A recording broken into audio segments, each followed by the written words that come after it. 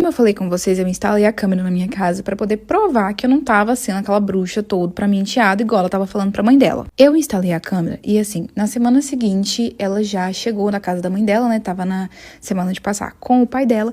E aí, tudo bem, gente. Ela chegou da escola, até então tava tudo ok. Só que eu não lembro, eu sei que ela surtou por conta de alguma coisa que aconteceu e começou a me questionar e brigar comigo e tudo mais. E aí, eu fui perder a paciência. Eu já tava, né, guardando aquilo tudo pra mim, o fato das coisas que ela tava falando de mim e tudo mais. Eu fui questionei ela do porquê que ela tava mentindo sobre mim, porque ela tava falando aquilo com a mãe dela, que eu não era uma pessoa ruim, que eu tava muito pelo contrário, sempre tentando fazer, né, o melhor pra ela e tudo mais. Só que, gente, quando eu falei isso, a menina começou a surtar na minha frente, começou a gritar e falar um monte de coisa, que eu tinha destruído a família dela, que a culpa de tudo era minha, não sei o que e tal. Quando eu fui ver, ela simplesmente estava se arranhando inteira. Eu fiquei desesperada, gente, com aquela situação. Mandei ela acalmar. Falava, pelo amor de Deus, para com isso, vamos conversar. E aí, quando ela percebeu o que ela tava fazendo, a única coisa que ela fez foi olhar pra mim, apontar o dedo na minha cara e falar: o meu pai vai saber de tudo isso que você tá fazendo comigo.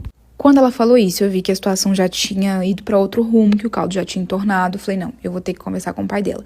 Só que eu liguei pro pai dela, gente, e o pai dela não atendeu. Ele só me mandou uma mensagem falando que ele tava resolvendo um problema muito sério e que ele não podia falar agora. E aí, assim, pra poder me proteger, eu simplesmente me tranquei no quarto e eu fiquei lá até de noite. Só que quando foi de noite, o pai dela me ligou e falou que ele não viria pra casa cedo, que ele ia demorar muito a chegar, mas que no dia seguinte a gente ia conversar, que eu poderia falar pra ele o que tava acontecendo e que ele também tinha que ter uma conversa muito séria comigo. Isso me deixou muito agitada, porque a situação tinha totalmente saído do controle, mas eu vi a minha enteada naquele dia e eu vi que ela pegou a medicação dela, né? Como eu falei com vocês, ela teve depressão, então ela tinha alguns remédios pra dormir e ela tomou esses remédios e foi dormir.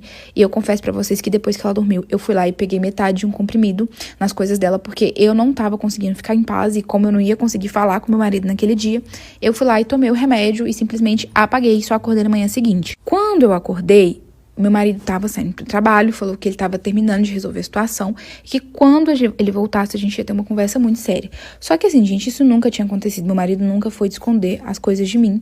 Então, eu tomei a decisão de olhar, né, pela câmera da sala, o horário que ele chegou, pra ver se eu descobria, né, alguma pista. Tava tudo muito confuso, eu tava muito mal por aquela situação toda com a minha enteada. Inclusive, eu vi que ela não tinha ido pra aula nesse dia. Geralmente, quando ela tomava esses remédios pra dormir, ela não conseguia acordar. Mas eu esperei o meu marido sair pro trabalho e eu fui olhar a câmera. Só que eu nunca imaginei que eu ia achar o que eu achei ali, gente. Quando eu peguei a câmera pra ver, eu vi que meu marido chegou, né, e tal, bem tarde mesmo, ele ficou na sala um tempo, e eu já tava assim, gente, desistindo de ver a câmera. Só que aí eu fui ver que alguém chegou, ele foi abrir a porta pra alguém, e quando eu fui ver, esse alguém nada mais era do que a ex-mulher dele, a mãe da minha enteada. Eles tiveram uma discussão muito feia na sala da minha casa. Eu acho que os